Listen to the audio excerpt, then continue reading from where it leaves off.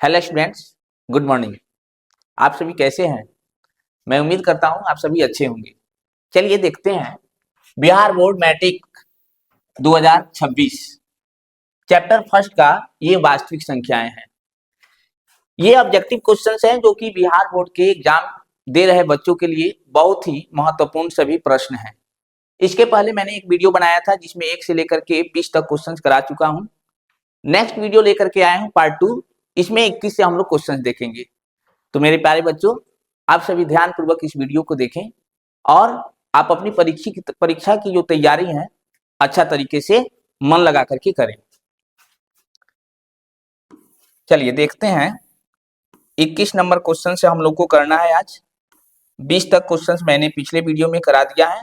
अगर आप लोग नहीं देखे होंगे तो उस वीडियो को पहले देखेंगे, फिर उसके बाद 21 नंबर से देखेंगे। चलिए, तो आप लोग के सामने आ चुका है 21 नंबर क्वेश्चंस। यहां पे क्वेश्चंस कह रहा है कि दो संख्याओं का गुणनफल 8670 है और उनका मसा 17 है, तो उनका लसा क्या होगा? तो लसा के लिए फॉर्मूला होता है, बहुत ही आसान ये तरीका है। लसा बराबर होता है दो संख्याओं का गुणनफल बटा मसा। अब देखिए, दो संख्याओं का गुणनफल कितना दिया है? 8617।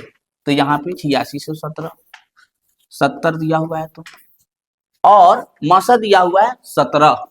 अब देखिए, इसे आप कटाएंगे, 17 पचे 85, एक बचेगा, 17 एकम 17 और 0।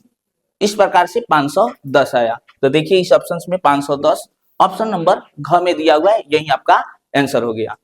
चलिए फिर नेक्स्ट देखते हैं। देखिए ये क्वेश्चन दिया हुआ है कि किसी पूर्णांक m के लिए सम संख्या का रूप है। तो देखिए कोई भी सम संख्या का जो रूप होता है वह इस ऑप्शंस के हिसाब से देखेंगे तो 2m के रूप का होता है, जो कि ऑप्शन नंबर ग में दिया हुआ है। लेकिन अब रहा बात कि ये कैसे होता है, तो इसको आप लोग यहाँ पे समझेंगे। 2m, m जो होता है यहाँ पे प्राकृत संख्या लिखा जाता है, प्राकृत संख्या।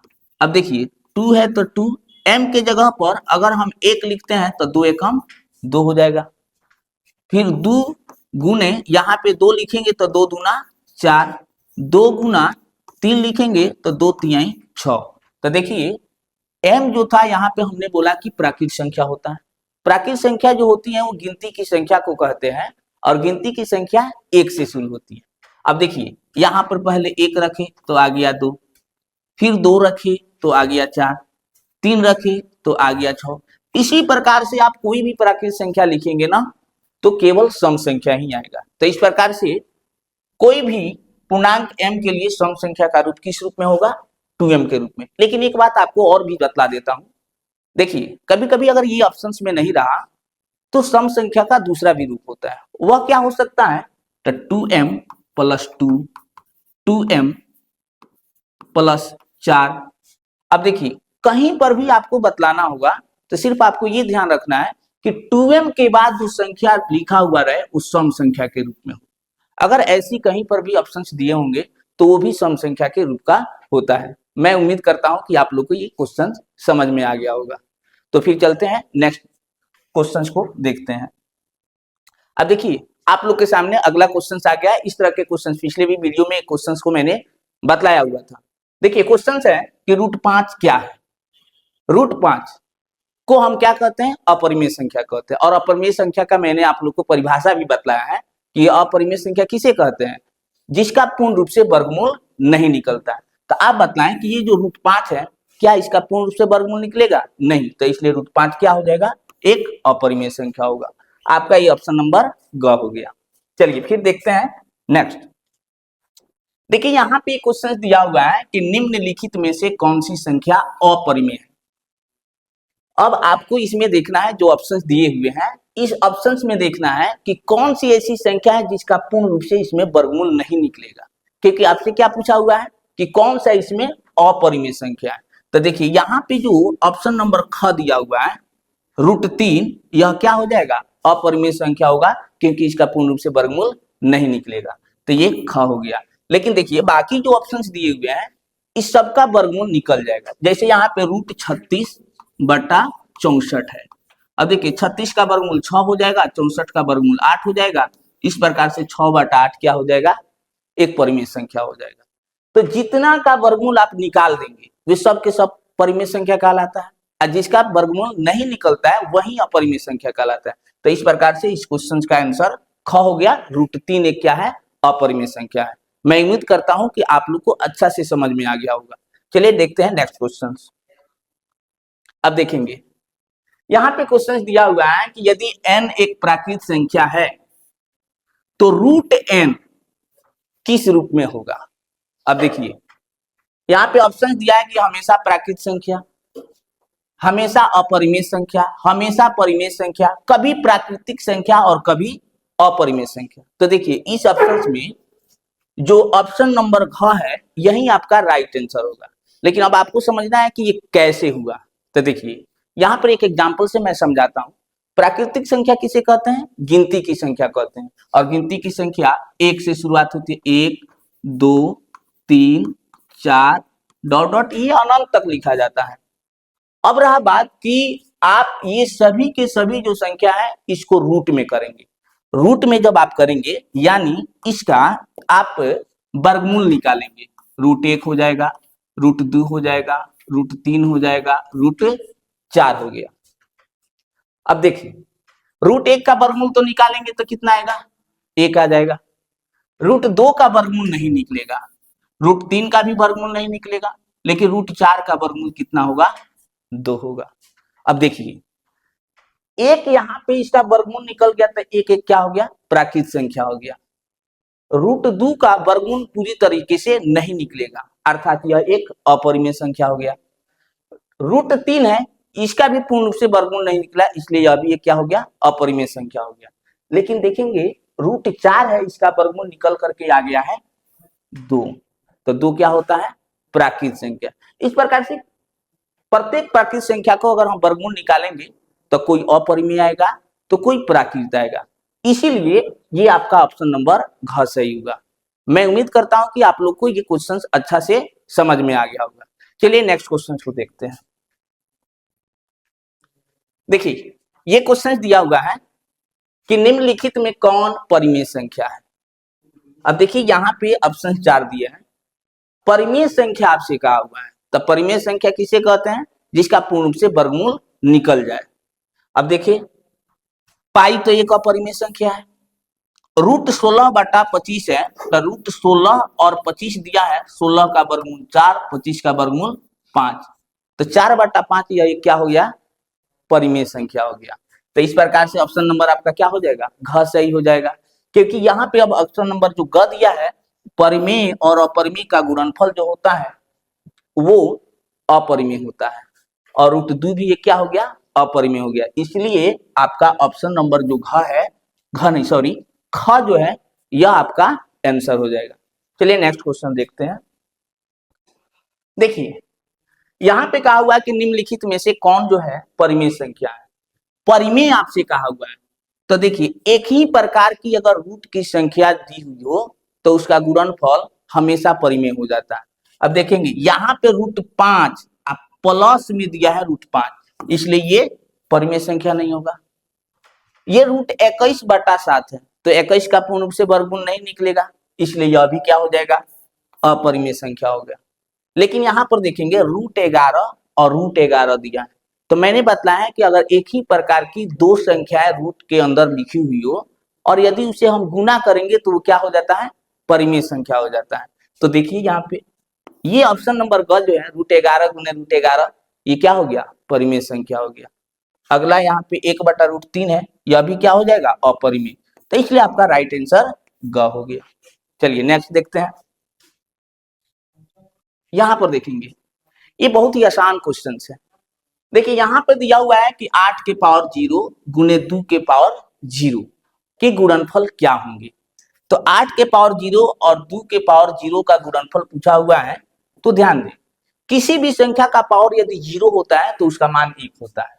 तो 8 के पावर 0 का मतलब 1, 2 के पावर 0 मतलब 1, और इसको गुना करेंगे तो कितना आ जाएगा, 1 आ जाएगा। ऑप्शन नंबर किस में है, ख में है।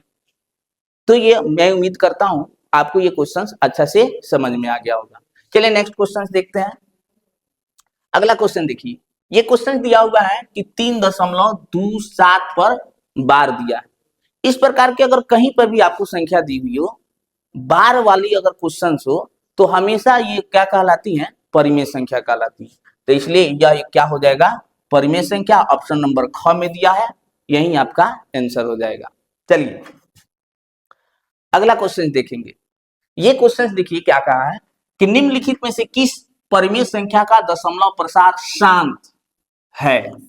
तो देखिए कोई भी यदि परिमेय संख्याएं होती हैं, अगर बट्टा में जो संख्या दिया हुआ है नीचे में, जिसे हम क्या कहते हैं, हर, p बटा q के रूप में संख्या हो, और q का यदि अभाज्य गुणनखंड 2 के पावर m गुने 5 के पावर n के रूप का हो, या केवल 2 के पावर m का रूप का हो, या केवल 5 के पावर n का रूप का हो, अगर इस रूप में अगर हर का गुणनखंड दिया हुआ हो, तो वे परिमेय संख्याएं जो होती हैं वह शांत दशमलव की होती हैं।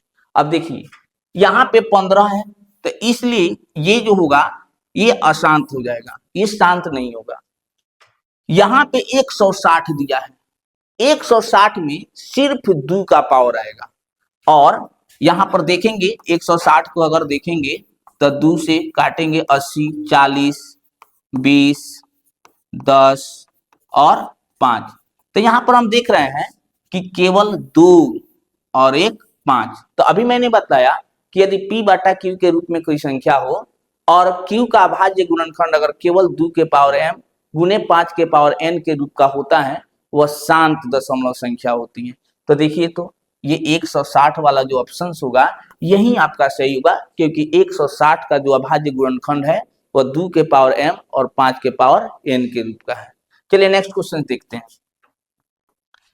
देखिए अगला क्वेश्चन दिया है 1/3 और 1/2 के बीच दो परिमेय संख्या क्या होंगी। अब सुनेंगे, परिमेय संख्याएं जो होती हैं, दो संख्याओं के बीच में अनंत परिमेय संख्या निकाली जा सकती है। लेकिन अब अगर जो ऑप्शंस में दिया हुआ है, आपको ये ढूंढना है कि इसमें से कौन सा होगा। तो जब इस तरीके का क्वेश्चन हो तो आपको ये देखना है कि दोनों का हम दशमलव में मान निकालेंगे, उसके बीच में जिस ऑप्शन का अगर मान आता है वही उसके बीच की क्या हो जाएगी, परिमेय संख्या हो जाएगी। अब देखेंगे 1/3 है और 1/2 है, अगर इसे भाग देंगे तो एक दशमलव के कारण इस पर 0 हो जाएगा। 3 तिरका 9, 3 तिरका 9 और केवल 3 3 आता रहेगा। और यहाँ पे देखेंगे 1/2 है, इसको भाग देंगे, दशमलव देंगे तो इस पर एक 0 आ जाएगा, 2 5 10। अब देखिए इसका मतलब ये हुआ कि अब आपको ये जो ऑप्शंस दिए गए हैं, इस ऑप्शंस में आपको ये खोजना है कि इसके बीच में कौन सा संख्या दिया हुआ है। तो देखिए अगर यहाँ पे हम भाग लगा करके देखेंगे कि किसका इसके बीच में मान आ रहा है, जिसका आएगा वही आपका क्या हो जाएगा, आंसर हो जाएगा। तो देखेंगे यहाँ पे, तो ये देखेंगे ऑप्शन नंबर इसका हम ख को सोचते हैं कि क्या यह होगा अथवा नहीं होगा।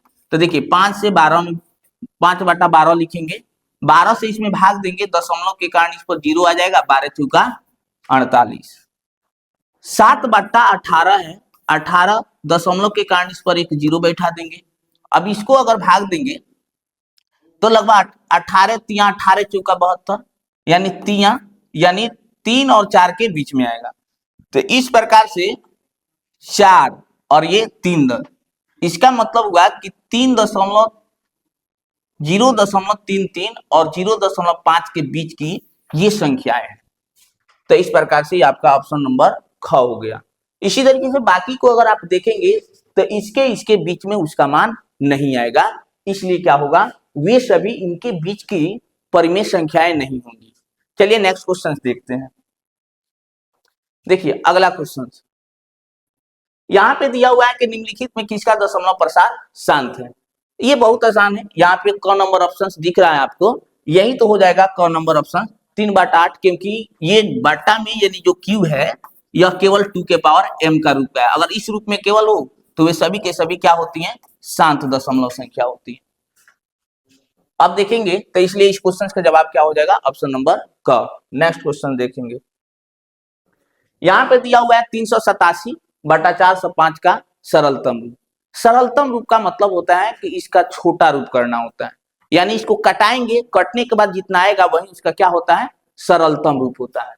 तो यहाँ पे 387 और 405 का सरलतम रूप। तो देखिए अगर इसे हम कटाते हैं, 9 चौका 36, 9 पचे 45, 9 चौका 36, 9 तिरका 27। अब इससे अब बाद ये नहीं कटेगा, अब नहीं कटेगा तो इस ऑप्शन में देखेंगे क्या 43/45 किसी ऑप्शन में दिया हुआ है, जो ऑप्शन में दिया होगा वही आपका आंसर हो जाएगा। तो ऑप्शन नंबर क में दिया हुआ है। मुझे उम्मीद है कि आपको ये क्वेश्चन समझ में आ गया होगा। फिर देखेंगे नेक्स्ट क्वेश्चन। देखिए यहां पे अब अगला क्वेश्चन दिया है कि 92/115 का सरलतम रूप क्या है। अभी इसके पहले वाला जो क्वेश्चन बताया गया था उसमें अभी मैंने बताया कि सरलतम का मतलब होता है छोटा रूप। अब देखिए यहाँ पे 92/115 है, इसको कटा करके छोटा करना है। तो देखिए 23 से अगर कटाएंगे 23 चौका 92, 23 पचे 115, इस प्रकार से 4/5 आ गया। जिस ऑप्शन में 4/5 दिया होगा इस क्वेश्चन का वही आंसर हो जाएगा। तो देखिए 4/5 ऑप्शन नंबर ख में दिया हुआ है, यही इस क्वेश्चन का आंसर हो जाएगा। नेक्स्ट क्वेश्चन देखेंगे। अगला क्वेश्चन देखिए, कह रहा है ये निम्नलिखित में किसका दशमलव प्रसार शांत है। शांत है यहाँ पे, तो इसमें देखेंगे किसका दशमलव प्रसार शांत है। तो ऑप्शन नंबर ग हो जाएगा। 15/1600 है, 1600 का अगर हम गुणनखंड निकालेंगे 2 के पावर m गुने 5 के पावर n के रूप का हो जाएगा। तो इस प्रकार से ऑप्शन नंबर ग हो गया। फिर नेक्स्ट क्वेश्चन देखेंगे। देखिए यहाँ पर दिया हुआ है 0.5 पर बार। अब 0.5 पे बार दिया है, इसका परिमेय संख्या में मान पूछा हुआ है। तो परिमेय संख्या में इसका मान बतलाना है, तो पहले जो संख्या दिया रहता है समझना है कि इस पे बार नहीं है, तो केवल पहले 5 दे देंगे। बाटा दे करके जितना अंक पर बार होता है उतना 9 देते हैं, तो एक अंक पर ही बार है तो एक 9 दे देंगे। और इस प्रकार से 0.5 के बार जो दिया है इसका परिमेय संख्या में रूप हो जाएगा 5/9। ऑप्शन नंबर क में दिया है और यही क्या हो जाएगा, आपका आंसर हो जाएगा। चलिए नेक्स्ट क्वेश्चन। √7 क्या है। √7 क्या है, तो यह एक अपरिमेय संख्या, ऑप्शन नंबर ख हो जाएगा। नेक्स्ट क्वेश्चन देखेंगे।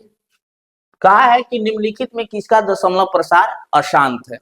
अशांत, अशांत का मतलब होता है कि यदि कोई p/q के रूप में संख्या हो और यदि q का अभाज्य गुणनखंड 2 के पावर m गुने 5 के पावर n के रूप के छोड़ करके कोई दूसरा संख्या दिया रहता है, लेकिन उस संख्या से ऊपर वाला p के जगह पर जो संख्या वो नहीं कटने वाला हो, तो सब के सब क्या होता है, अपरिमेय संख्या होता है। और अपरिमेय नहीं, सॉरी, वो अशांत दशमलव संख्या होता है। तो इस प्रकार से यहाँ पे 243 लिखा हुआ है, यह क्या हो जाएगा, मतलब कि इसका दशमलव प्रसार जो होगा वो अशांत होगा। ऑप्शन नंबर ख। नेक्स्ट देखेंगे 39 नंबर क्वेश्चन जो दिया है, √3 क्या है। तो √3 क्या है, एक अपरिमेय संख्या है। ऑप्शन नंबर ग हो जाएगा। नेक्स्ट क्वेश्चन देखेंगे। फिर पूछा है यहाँ पे √2 क्या है, तो यह भी ये क्या हो जाएगा, अपरिमेय संख्या हो जाएगा। ऑप्शन नंबर ख। नेक्स्ट क्वेश्चन देखिए, कह रहा है कि क्या 0 किसी पूर्णांक को विभाजित करता है। तो देखिए 0 किसी भी संख्या को विभाजित नहीं करता है क्योंकि वह अपरिभाषित हो जाता है।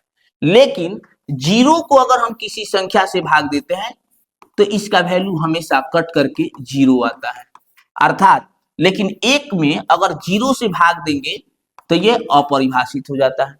तो इसलिए कहा है क्वेश्चन में कि क्या 0 किसी पूर्णांक को विभाजित करता है, तो हम कहेंगे कि नहीं। ऑप्शन नंबर ख में दिया हुआ है। नेक्स्ट क्वेश्चन देखेंगे। अब कह रहा है कि क्या पूर्णांक संख्याओं को संख्या रेखा पर व्यवस्थित किया जाना संभव है, तो हम कहेंगे हाँ। संख्या रेखा तो आप सभी जानते होंगे, जो सीधी एक लाइन ऐसा खींची जाती है और इस पर जो हम लोग संख्या रेखा धनात्मक और ऋणात्मक संख्या को प्रदर्शित करते हैं, इसी को तो हम कहते हैं संख्या रेखा, इसको कहते हैं संख्या रेखा।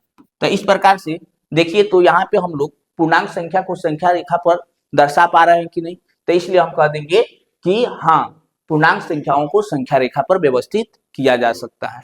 चलिए नेक्स्ट क्वेश्चन देखते हैं।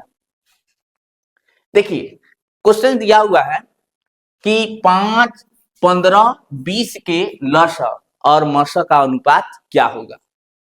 अब लसा और मसा का अनुपात पूछा हुआ है, तो 5, 15 और 20। सबसे पहले हम इसका लसा निकालेंगे, फिर उसका मसा निकालेंगे।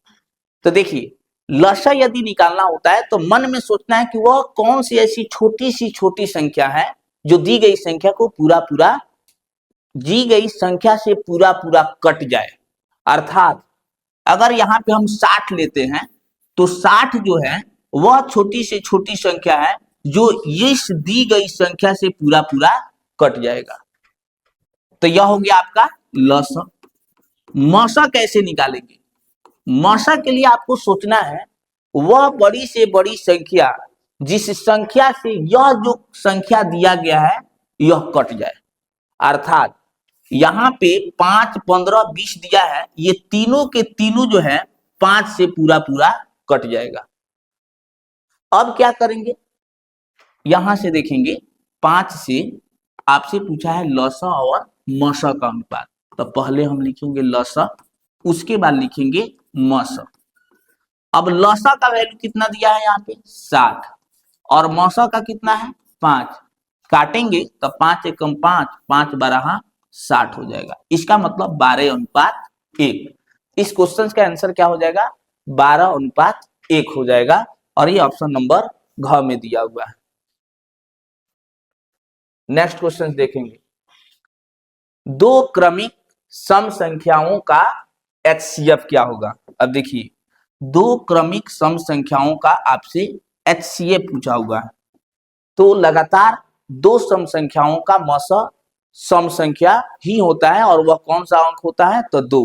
जैसे 2, 4, इसका अगर हमें बतलाना हो कि मसा क्या होगा तो हम कहेंगे 2।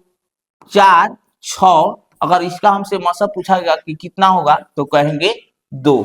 अर्थात लगातार कोई भी दो सम संख्याओं का अगर पूछा जाए मसा कितना होता है तो हमारा जवाब होगा 2 होता है और ये ऑप्शन नंबर ख में दिया हुआ है जो कि आपका राइट आंसर होगा। चलिए नेक्स्ट क्वेश्चन देखते हैं।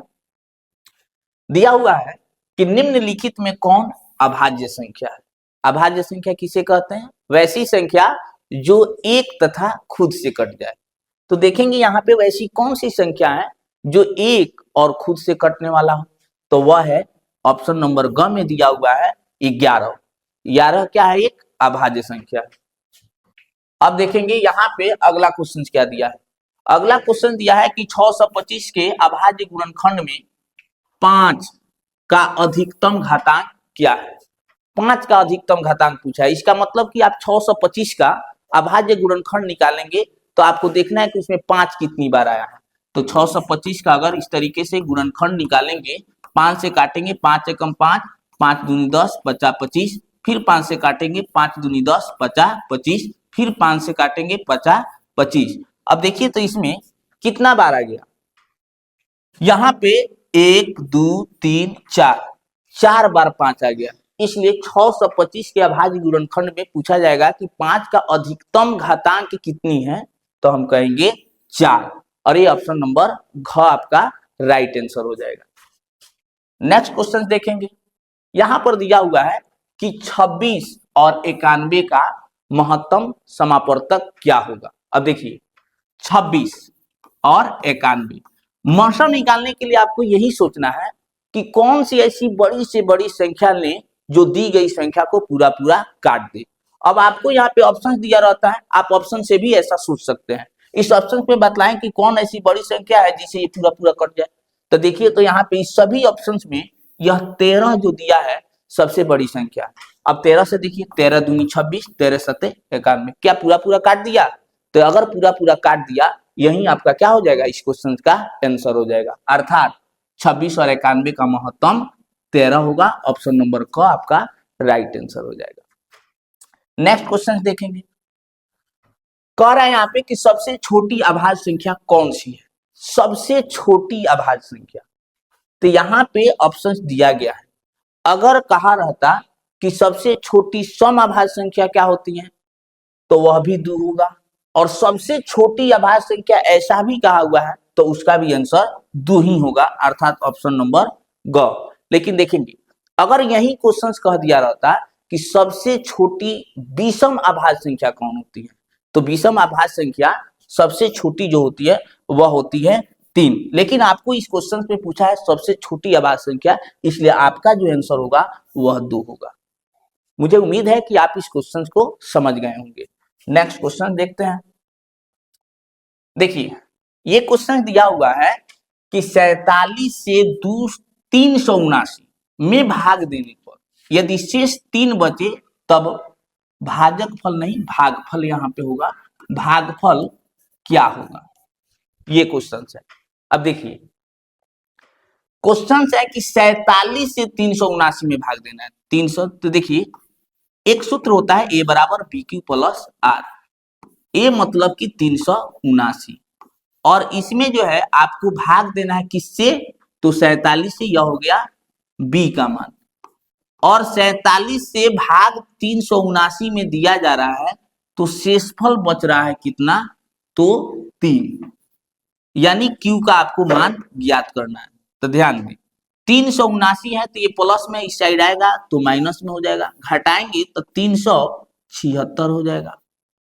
अब आपको क्यू का ही मान ज्ञात करना है, तो यहाँ पर क्यू रह जाएगा, ये 47 है, 47 से इसमें भागा देंगे, 47 से जब भागा देंगे तो यहाँ पे 47 अट्ठे 4 अट्ठे 32, 5 बच जाएगा 7 अट्ठे 56, यानी 47 अट्ठे क्या होता है 376। यही क्या हो जाएगा, इस क्वेश्चन का आंसर हो जाएगा ऑप्शन नंबर ख, यही राइट आंसर होगा। चलिए नेक्स्ट क्वेश्चन देखते हैं। देखिए क्वेश्चन नंबर 50 जो है वह दिया हुआ है कि वह धनात्मक पूर्णांक जो एक अथवा स्वयं से भाज्य हो किस प्रकार के पूर्णांक होंगे।